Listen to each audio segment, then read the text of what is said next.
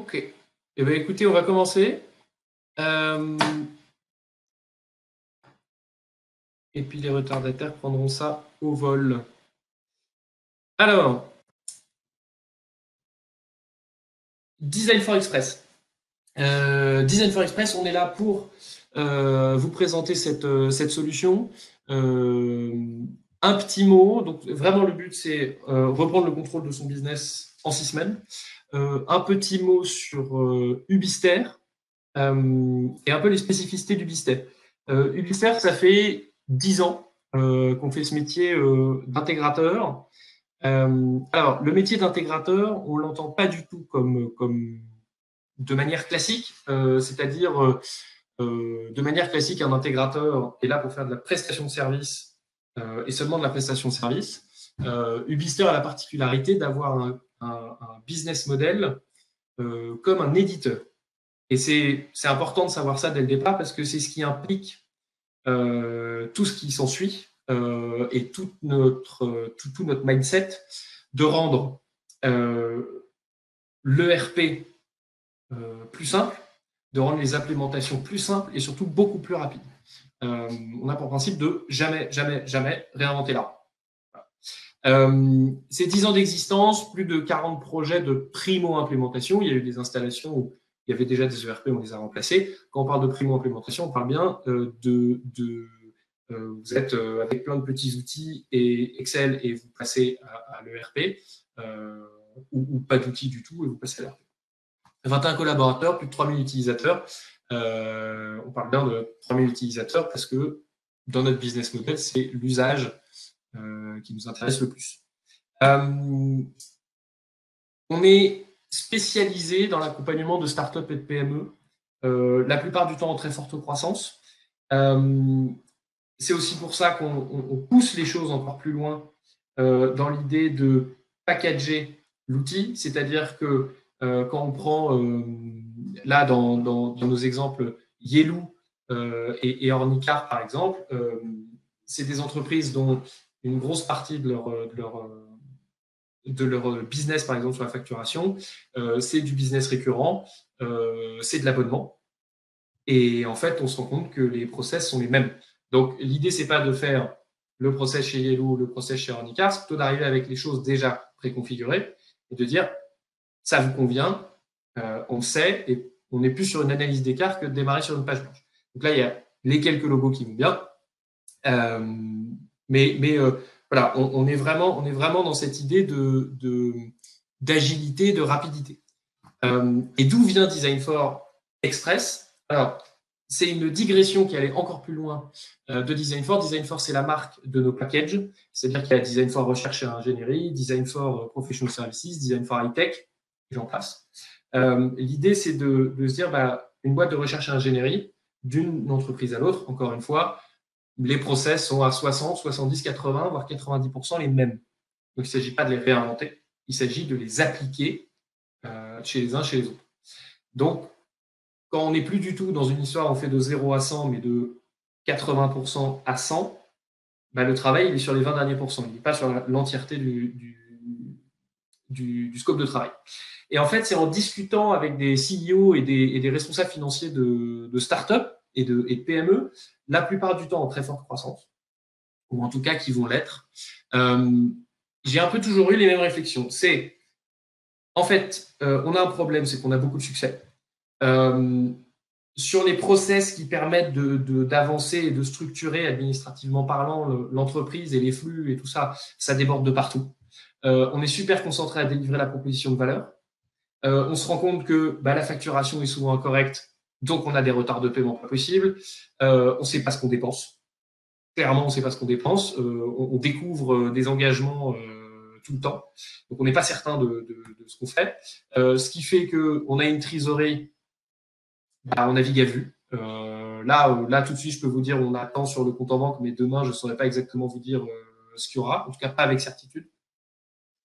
Ce qui, en fait, induit le fait qu'il n'y ait pas d'indicateur de gestion fiable, et surtout qu'en fait, les investisseurs, quand c'est le cas d'investisseurs ou les banques, quand on leur demande de l'aide, vous demandez des chiffres, vous demandez des informations, Et ce qu'on donne, en fait, on ne sait pas exactement si c'est fiable ou si c'est pas fiable. Je demande au commerce, à la finance et aux achats quel est mon chiffre d'affaires. J'ai 3 chiffres d'affaires différents. Donc, de ce point de vue-là, on se dit, OK, là-dessus, il n'y a pas de problème. On en a conscience. Mes interlocuteurs me disent, on a conscience de ça, sauf que j'ai pas le temps. Et l'équipe n'a pas le temps. Il faut qu'on délivre les contrats qu'on a signés. On est super content, mais il faut qu'on délivre. Et on n'a pas le budget. C'est-à-dire que ça va nous prendre des mois de mettre un ERP en place et ça va prendre des 50 000, 60 000, 70 000 euros, des budgets faramineux à mettre en place. Donc le ROI est super long.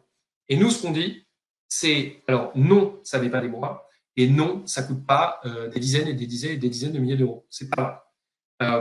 Ce qu'on dit avec Design for Express, c'est qu'on répond en fait au socle de base. Le socle de base, c'est reprendre en main le pilotage de l'entreprise, c'est faciliter la facturation client. Et quand on parle de facturation client, c'est j'ai signé un contrat, voilà toutes les factures qui vont être émises. Si vous êtes dans le SaaS, en fait, vous signez un contrat, vous avez les factures qui tournent pendant un an tous les mois, vous mettez le contrat, c'est automatique, c'est terminé. Et surtout, il y a toute la partie, évidemment, de recouvrement. Ces derniers temps, on a eu quand même pas mal de retard de paiement, un peu tous. C'est comment je suis, qui m'a payé, qui me doit quoi et à quel horizon et comment je peux analyser tout ça.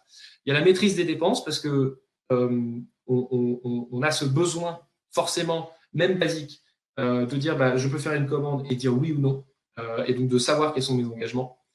Ce qui nous donne un premier pilotage de trésorerie, être capable évidemment de partager des informations fiables en temps réel et puis surtout de les partager dans l'équipe. On n'est pas sur est-ce que tu as touché à l'Excel ou non, c'est l'outil est là et on sait qui fait quoi et surtout qui se met à jour tout de suite. Il n'y a pas besoin d'attendre le batch de la nuit et tout ça. Et préparer son expansion. On parle bien là d'un outil qui va vous accompagner sur les 5-10 prochaines années au minimum. C'est-à-dire que c'est pas parce qu'aujourd'hui vous avez en France avec plusieurs bureaux. Si demain vous êtes en Allemagne, en Italie, aux États-Unis et au Japon, l'outil doit pouvoir suivre et vous ne devez pas vous poser la question de sa scalabilité. Je vous donne un exemple hyper concret. BioSerenity, je ne sais pas si vous connaissez cette entreprise.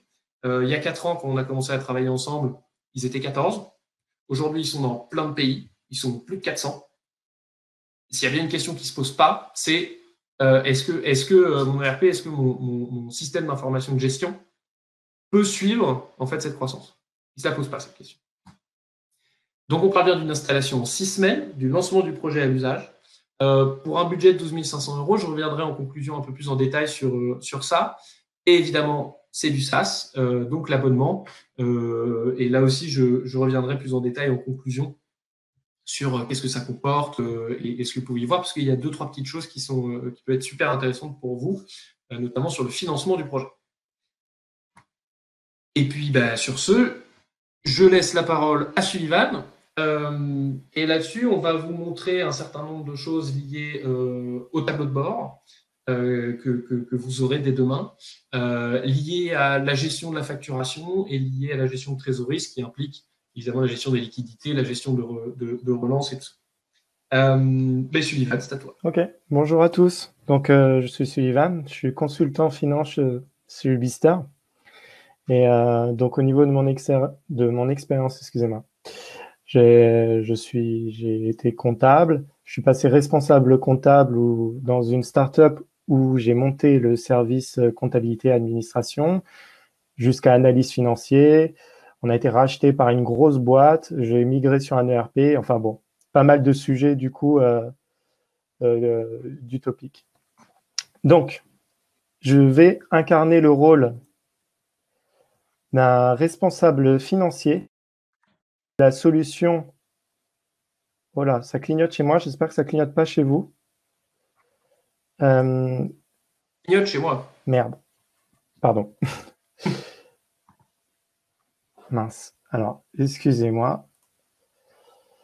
Bon, voilà, c'est bon. Ça va mieux, je pense. Oui, c'est bon. Là. Ok, merci Bertrand. Donc, je disais, je vais incarner un responsable financier qui utilise la solution Design for Express et je vais vous montrer ce que ça peut lui apporter en vision globale de son business et surtout en temps réel. Donc là, je suis sur ma page d'accueil. Je vois mes indicateurs principaux sur la première ligne. Et du coup, j'ai déjà une première vision globale. Mais moi, j'aimerais avoir une vision un peu plus détaillée. Donc, je vais cliquer sur mon premier indicateur. Et mon premier indicateur, c'est pour 1 euro consommé, combien l'entité a généré sur l'année en cours. En haut à gauche, c'est 1,20 €, mais aussi par mois. Et je vois par exemple que mon mois d'avril, la société a consommé 1 euro, mais elle a généré que 93 centimes. C'est-à-dire que sur ce mois-là, plus je fais du chiffre d'affaires, plus je perds de l'argent. Donc, il faut que je me pose la question, pourquoi? Déjà assez intéressant pour moi de savoir ça et d'aller rechercher des réponses. Je vais après sur mon tableau de bord financier. Donc, je vais retrouver une présélection de quelques indicateurs standards. Mon encours fournisseur, encours client, ma prévision de liquidité, situation de trésorerie, encore mon 1 euro consommé, combien l'entité a généré. Sur le premier, le taux de marge et d'exploitation, je peux zoomer. Je peux regarder par exemple en décembre 2019 combien j'ai fait de chiffre d'affaires, quelle a été ma marge d'exploitation. Je peux également survoler sur un autre indicateur le chiffre d'affaires qui est classé par produit ici. Et là, je vois que plus de la moitié de mon chiffre d'affaires se fait sur consultant senior à 233 000 €, ce qui est assez énorme pour moi. Je peux regarder les autres aussi, tout en survolant. Là, je me dis, bon, OK, je vais quand même masquer consultant senior, qui est une grosse partie de mon produit, pour justement voir en proportion les autres, parce que je ne les voyais pas très bien. Donc, je peux masquer en direct. Enfin, tout est interactif. Je peux aussi aller dans cet indicateur pour le voir un peu plus en détail. Donc là, je reviens sur ma vue par produit. Je peux classer par client. Donc là, je vois mes clients. Ça m'aide à savoir mon éventuelle dépendance par rapport à ces clients. Je vois par exemple que j'ai une certaine dépendance par rapport à luxe et chauffage et chaleur et Delator, qui représente plus des 3/4 de mon chiffre d'affaires. Donc, il faut que je fasse attention. Si je survole, je regarde aussi le chiffre d'affaires en valeur réelle. Je peux voir ce chiffre d'affaires par mois. Donc, j'ai une vision graphique qui me permet de les comparer très rapidement. Mais j'ai aussi un tableau qui me permet de voir les valeurs réelles. Et d'ailleurs, à partir de ce tableau, je peux descendre encore plus dans l'ERP pour voir qu'est-ce qui a généré ce chiffre d'affaires, les factures, etc., etc. Tout l'intérêt que tout soit centralisé, en fait. Donc, je vais retourner sur mon tableau de bord et je vais regarder mon encours client. Alors là, j'ai une vision groupe. C'est-à-dire que j'ai deux sociétés qui apparaissent. Innovat et Almica, ce sont mes sociétés. Mais je peux avoir une vision groupe et je sais que j'ai un encours client. Actuellement, j'ai 565 000 € qui sont dehors et je vois en rouge les montants qui sont en retard et en bleu les montants qui ne sont pas encore échus. Je peux survoler encore une fois pour voir si je le détaille.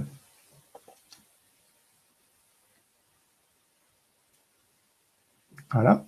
Je peux également regarder seulement les valeurs échues et voir la proportion. Là, j'ai mes proportions. Donc, je vois que dans ma société Innovat, OK, c'est en retard, mais ça reste assez jaune clair. Par contre, sur Almica, c'est bien du rouge, bien plus de 120 jours. Donc là, il faudrait que je vois qu'est-ce qui se passe dans cette société. Si je continue, je peux également regarder par client.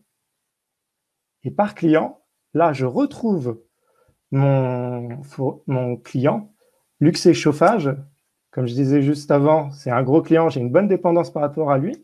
Il a un peu de retard, c'est du jaune clair, mais quand même, le volume est important. Donc, il va falloir que je surveille bien ce client. Donc, je peux masquer, par exemple, un 30 jours, je me dis, je ne vais pas regarder plus que ça par rapport à ça. Et je peux relancer éventuellement, etc. Mais ça sera dans la deuxième partie où je vais vous présenter le suivi de trésorerie dans Design for Express. Donc voilà, je te laisse la main, Bertrand. Merci Sullivan.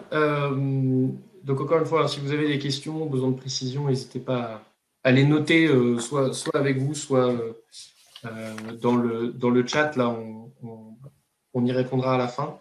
Nathalie va nous présenter une partie moins financière, moins responsable financier, mais plus administration des ventes. Et donc la partie facturation que vous pouvez avoir demain. Vous voyez mon écran. Oui, a priori. Ça a l'air bien. Donc, moi, je travaille avec Sullivan en tant que responsable d'administration des ventes. Et donc, aujourd'hui, l'idée, c'est de vous montrer un petit peu ce que propose Design for par rapport à cette administration des ventes. Donc, je vais être sur un principe relativement similaire où j'ai un tableau de bord avec des indicateurs, avec des couleurs plus ou moins satisfaisantes par rapport à mes objectifs. Donc ça, c'est plutôt la partie haute de mon tableau de bord. En dessous, je vais avoir des accès rapides à des choses plus transactionnelles, des écrans de suivi comme mes commandes clients ou mes contrats, mon encours de commande, ou encore toutes les actions qui sont en cours et que je dois traiter par rapport à la facturation de mes clients. Donc, j'ai à partir de cette page d'accueil là l'ensemble de ce qui me permet d'exécuter mon travail et de piloter. Je vais faire un focus sur mon montant net de facture parce que l'indicateur est en rouge. Il est en rouge parce que, en fait, je suis en deçà de l'objectif qu'on m'avait fixé, qui était de faire 764 000 € à date. Or, aujourd'hui, je suis à 726, donc ce n'est pas satisfaisant.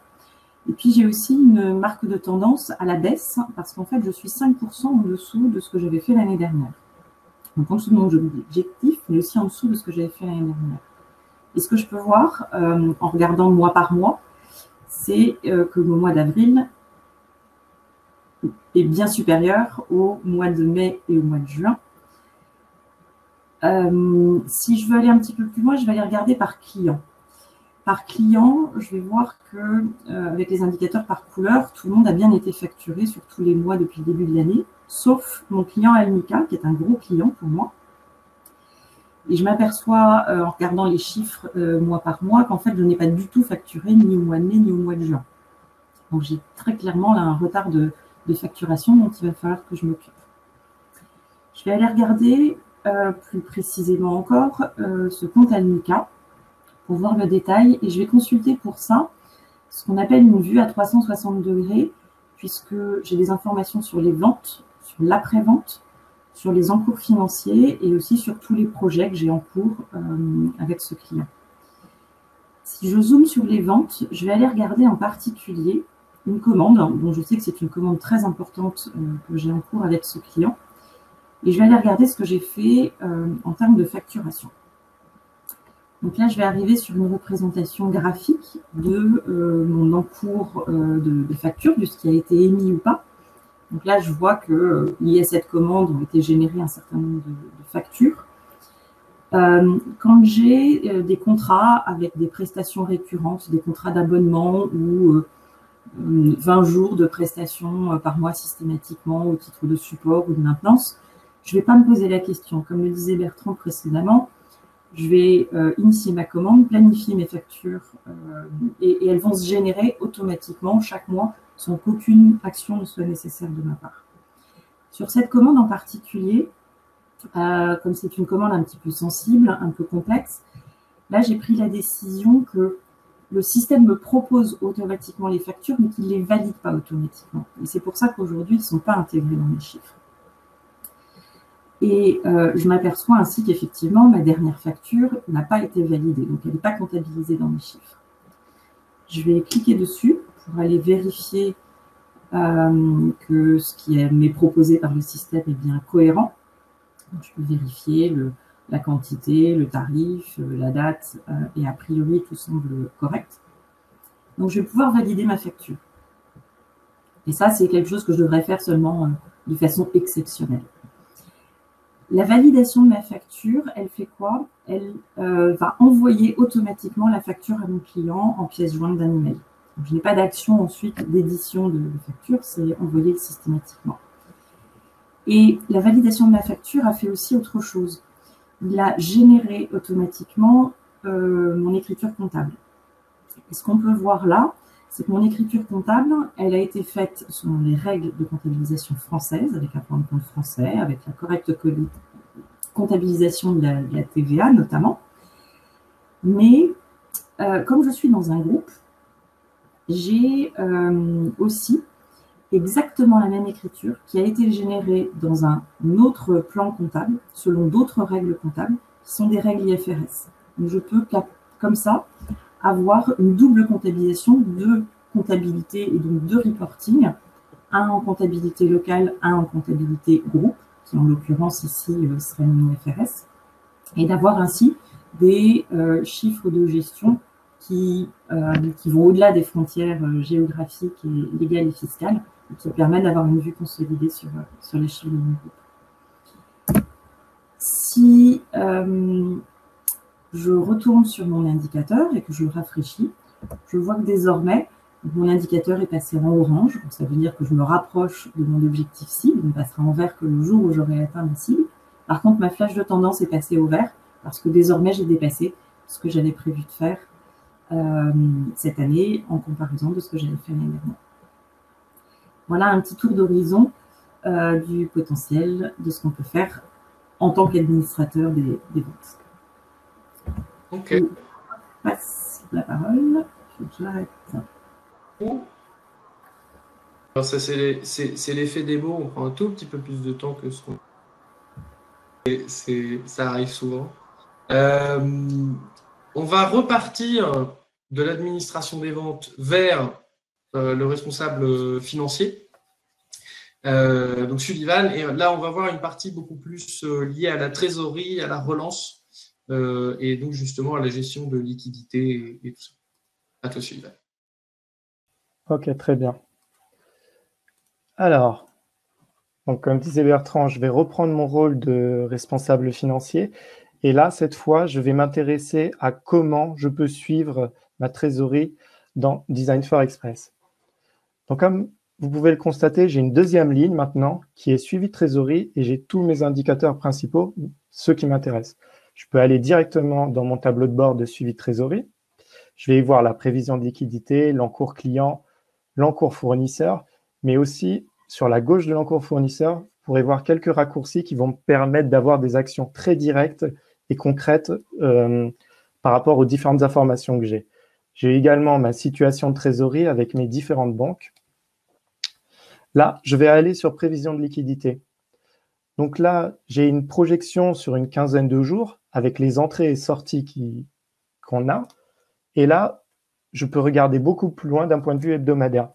Par rapport à ces entrées et sorties, cela correspond à toutes les entrées et sorties dans la solution. Donc en fait, ce que Nathalie vient de faire juste avant, il est déjà là.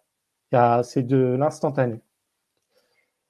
Maintenant, je vais aller regarder mon délai moyen de paiement en jours. Donc par rapport au client. Donc pour le mois en cours, j'ai à peu près 30 jours. OK, le mois précédent, 30 jours. Par contre, ce que je vois tout de suite, c'est qu'en janvier et février, j'avais un délai moyen de paiement de 4 jours qui était très bon. Et en mars, il a explosé. Est-ce que c'est à cause de la crise du Covid ou autre? Je ne sais pas. Mais par contre, heureusement, j'ai cet indicateur qui me le dit et je peux tout de suite réagir. Donc là, je vais aller sur mon raccourci de proposition automatique de relance pour valider des relances. À partir d'ici, je peux sélectionner plusieurs clients à relancer, vu que c'est chauffage, comme par hasard. Et je peux exécuter la relance, c'est-à-dire la valider, je peux la différer, ou je peux encore la bloquer si, par exemple, j'ai déjà discuté avec l'un de mes clients et en fait, on a fait un marché et il m'a dit « Non, je te paierai plus tard. » Et donc, je ne vais pas le relancer inutilement. Lorsque je vais valider ma relance, Alors, juste un instant, je vais vous montrer. Lorsque je vais valider ma relance, ça va lancer un email automatique. Et dans cet email automatique, je vais avoir la pièce jointe, cette pièce jointe, qui va faire le détail des factures en attente et les montants, ainsi que les jours de retard. Le cas échéant, je vais simplement valider Gazenco pour relance. Donc, je fais action, exécuter relance. Voilà. Et c'est parti, sans plus d'action. Je retourne dans mon suivi de trésorerie. Ici, je vois mon raccourci qui me dit que j'ai 3 propositions de relance en attente. Si je rafraîchis le raccourci, il me dit que j'en ai plus que 2, ce qui est normal. Je vais maintenant aller voir les encours fournisseurs. Alors, les encours fournisseurs, je peux voir ce qui est non échu. Je peux voir un peu le détail de ce qui est échu et à peu près le montant. Enfin, en fait, non, c'est exactement le montant en retard par jour. Je peux également regarder ce montant de manière graphique, mais par client. Et je peux également aussi le faire sous forme de tableau. Donc, ce que je vois tout de suite, c'est que Oxygène, c'est bien rouge. J'ai un montant en retard de 23 000 €, donc ça c'est en retard. Je me dis, il faut que je paye ce fournisseur. Donc, à partir de ce tableau, je peux faire également du drill down, je peux descendre sur les informations, etc. Donc là, je vais aller dans mon raccourci de proposition de paiement automatique. Je vais chercher mon fournisseur. Donc, je vais chercher Oxygène. Voilà. Et là. Lorsque je le sélectionne, je peux soit différer le paiement pour une quelconque raison, soit je peux effectuer le paiement, c'est-à-dire valider le paiement. Je peux également valider en masse, il n'y a pas de souci, si j'ai plusieurs fournisseurs que je veux payer. Là, je vais simplement valider Oxygène.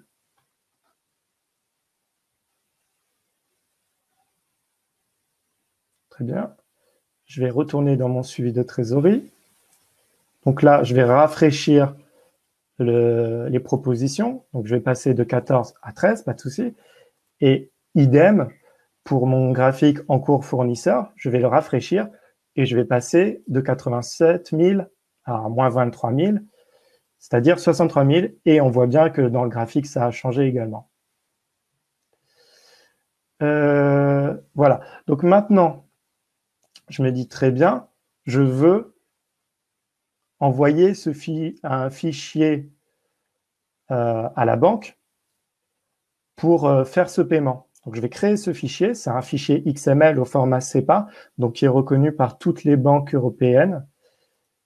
Et à partir de là, je peux sélectionner plusieurs fournisseurs et créer ce fichier et le déposer en banque.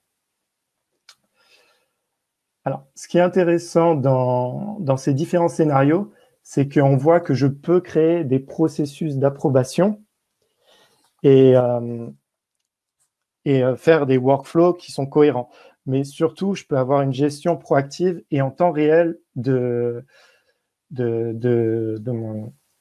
ma situation, de mon suivi de trésorerie. Donc, voilà, ce sera tout pour la démo. Merci, Sullivan. Sur un petit point de conclusion, donc là, vous avez vu une partie, évidemment, de ce que vous pouvez faire et ce qu'on vous propose en 6 semaines. Et pas aller non plus dans tous les détails, mais voilà, vous avez, je l'espère, une bonne vision. Donc, en rappel, ce qu'on vous propose dans ce package, c'est la reprise en main du pilotage par les tableaux de bord, par l'automatisation de la comptabilité, qu'elle soit externalisée ou non. Vous pouvez continuer à externaliser votre comptabilité, ce n'est pas un problème. Vous envoyez juste, comme probablement vous faites déjà, les faits à votre comptable. La fiabilisation de la facture client, la facturation client, sa fiabilisation et surtout son automatisation et le fait que l'outil vous dit qui relancer, quand les relancer, et donc toute cette partie très complexe et surtout très chronophage est complètement automatisée, on vous mâche le travail. La maîtrise des dépenses, savoir quels sont les engagements, c'est certain. Piloter sa trésorerie, les infos et partage d'informations en temps réel. C'est pas une mince affaire. On discute beaucoup avec des investisseurs. Par exemple, il y a beaucoup de projets qui viennent des investisseurs aussi, parce que leur problématique, c'est leur plus grosse problématique, c'est d'avoir des infos fiables et surtout des infos d'aujourd'hui et pas celles d'il y a 2 mois, d'il y a 1 mois, d'il y a 3 semaines. Et évidemment, préparer l'expansion, encore une fois, c'est préparer l'avenir. C'est aujourd'hui, ce qu'on vous propose là, c'est mettre le socle de ce qui va être peut-être aujourd'hui une société, mais demain 2, 3, 4, 5 sociétés, un groupe dans plein de pays avec différents produits, avec différentes filiales. Donc, en termes de capacité et de scalabilité, il n'y a pas vraiment de limite là-dessus. Et l'idée, quand même, à terme, je prends un exemple, un de nos clients, De Vialet, je ne sais pas si vous connaissez, ceux qui font des enceintes. De Vialet, aujourd'hui, quand ils ouvrent un pays, ils le font tout seuls. Donc, à terme, l'idée, c'est aussi que vous soyez indépendant dans l'usage et dans l'augmentation de l'usage de l'outil. Donc, en résumé, une installation en 6 semaines, du lancement du projet à l'utilisation. Un budget de 12 500 €. Là, on parle de la configuration, donc la config, les ateliers, le test, tout ça. La formation, parce que, in fine, c'est des projets d'usage. On n'est pas dans des grands projets techniques. On est vraiment sur… En fait, en 6 semaines, il faut absolument que les utilisateurs soient en capacité de l'utiliser et de bien l'utiliser. Sachez que la formation, elle commence du premier jour jusqu'au dernier jour.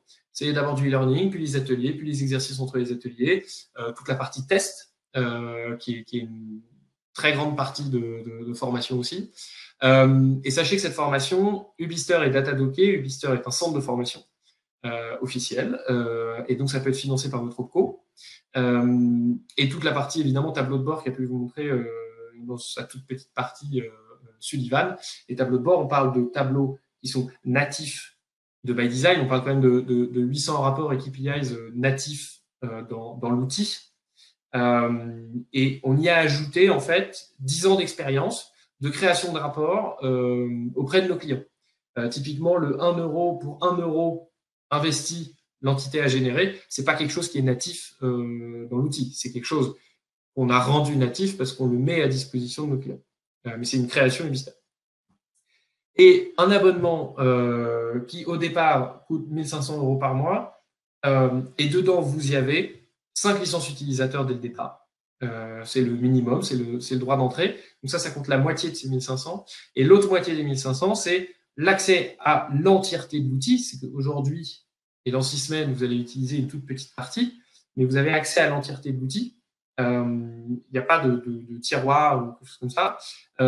C'est un support 24/24. C'est évidemment, on est dans le SaaS, l'allocation du cloud, de l'infrastructure cloud européen de SAP, bien évidemment. C'est toute la sécurité, c'est les 4 montées de version par an, parce que c'est un outil qui s'enrichit en permanence. Et ça, c'est pas des moindres, l'accès en illimité aux plus de 200 API prêtes à l'emploi. En fait, il faut bien voir un outil comme celui-là, non pas comme un ERP à l'ancienne où on arrive et on met tout bien, et puis en fait, il s'avère que dès que vous voulez plugger quelque chose qui vous va bien, et ben c'est compliqué. Non. Là, on parle vraiment de la colonne vertébrale, et cette colonne vertébrale, elle peut avoir plein de ramifications. Le but reste toujours le rapport de gestion, évidemment, mais si vous êtes déjà en train d'utiliser, je sais pas moi, Spendesk pour vos notes de frais, que ça marche très bien, que vous n'avez absolument pas envie de le bouger, voilà, il n'est absolument pas question de vous dire, bah non, c'est ça ou rien, c'est le RP ou rien. Non, c'est qu'il y a des connecteurs, il y a tout ça qui a déjà été fait, c'est déjà live chez plein de clients, voilà, c'est comme ça qu'on fonctionne. Et puis, je crois que je vais m'arrêter là. Hein. Je pense qu'on a déjà dit pas mal de choses. Sachez que je vous enverrai la présentation détaillée avec tout ce qu'il faut pour tout savoir. Et puis, j'espère vous avoir au téléphone très vite. Voilà. Bertrand, Ouais. je suis pas sûr, mais j'ai la sensation que tu as oublié le petit détail par rapport au fait que ça peut être financé, en tout cas en Île-de-France. Ah oui, c'est vrai. C'est vrai, un Ouais, c'est détail et pas des intéressant. moindres. Ouais, le financement de votre projet. Alors, on a vu ça il n'y a pas très longtemps avec plusieurs de nos clients d'ailleurs. En fait, votre projet, faut bien le voir comme la partie formation, 3 000 euros, peuvent être financés par votre OPCO. Et en fait, tout le reste du projet, en tout cas en Ile-de-France, peut être financé par une subvention de la région qui s'appelle PME, qui est là pour aider les startups, les PME. Il y a un certain nombre de critères, mais il s'avère que vous pouvez financer ce type de projet qui est de la digitalisation et nominativement l'ERP via ça. Donc, in fine, en fait, ce qu'on vous propose, c'est un projet à zéro en termes de financement. On est plus sur quelque chose où ce qu'on va vous demander, c'est évidemment la mise à disposition de la bonne personne ou des bonnes personnes pour pouvoir mener à bien le projet, évidemment. Parce que c'est pas quelque chose qu'on fait tout seul, on le fait ensemble. Voilà. Merci Sullivan pour le rappel, parce que évidemment, ça peut intéresser du monde.